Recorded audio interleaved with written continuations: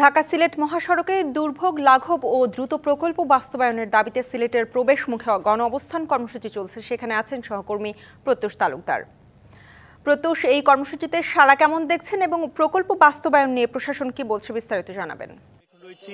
সিলেটের একদম প্রবেশ মুখ বলা হয় যেটিকে, হুমায়ুন রশিদ চত্বরে ঢাকা সিলেট মহাসড়ক যেখানে শেষ হয়েছে। আপনি নিশ্চয়ই দেখতে পাচ্ছেন এই কর্মসূচি পালিত হচ্ছে এবং এরই মধ্যে বিভিন্ন স্থান থেকে মিছিল করে বিভিন্ন এলাকার মানুষজন এখানে আসছেন এবং তারা আসলে তাদের দাবির পক্ষে তাদের যৌক্তিকতা তুলে ধরছেন এবং তারা বলছেন যে সীমাহীন দুর্ভোগের মুখে পড়েছে আসলে এই ঢাকা সিলেট রুটে চলাচলকারী সাধারণ মানুষ। এতে সাধারণ মানুষ যেমন ক্ষতিগ্রস্ত হচ্ছে, সেইভাবে ক্ষতিগ্রস্ত হচ্ছে আসলে যানবাহন মালিকরা এবং এর সার্বিক প্রভাব পড়েছে সিলেটের ব্যবসা বাণিজ্য এবং পর্যটন নির্ভর সিলেটের অর্থনীতির উপর।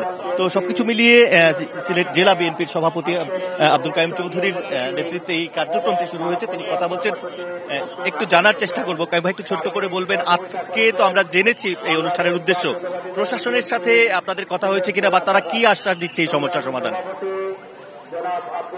প্রশাসনের কাছে আশ্বাস না, আমি মাইগ্রেশনের কাছে আসলে আপনারা এই দাবি জানাচ্ছেন, তাদের রেসপন্স কি বা এই প্রকল্প বাস্তবায়নে কতদূর? আমরা আজকে এই যোগাযোগ ব্যবস্থার প্রতিটা ক্ষেত্র নিয়ে এইগুলোর আজকের এই মানববন্ধন অবস্থান কর্মসূচি।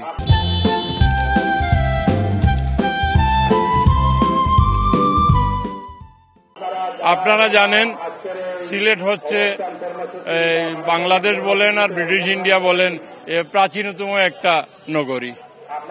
এই সিলেটকে আজকে বাংলাদেশের রাজধানী ঢাকার সাথে বিচ্ছিন্ন করে রাখা হয়েছে।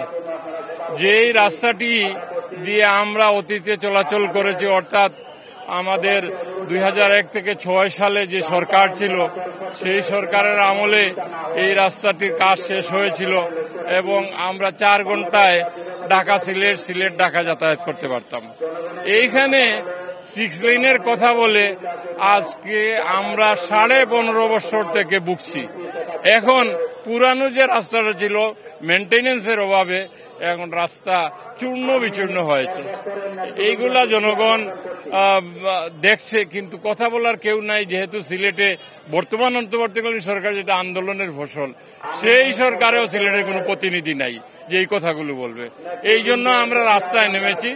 আমরা শুধু সড়ক না, আমরা রেলের কথা বলছি, বিমানের কথা বলছি, প্রত্যেকটা ক্ষেত্রে আমাদের বিমাতা শুল্ক আচরণ করা হচ্ছে। অনেক ধন্যবাদ। নিশ্চয়ই শুনছিলেন, কথা বলছিলেন এই আন্দোলনের যিনি উদ্যোক্তা জেলা বিএনপির সভাপতি কাইম চৌধুরী। অর্থাৎ কেবল সড়ক যোগাযোগ নয়, রেলওয়ের অবস্থাপনা এবং বিমানের যে টিকিট বৃদ্ধির অব্যবস্থা, সবকিছু মিলিয়ে আসলে সিলেটবাসী আজকে এই আন্দোলনটি করছেন।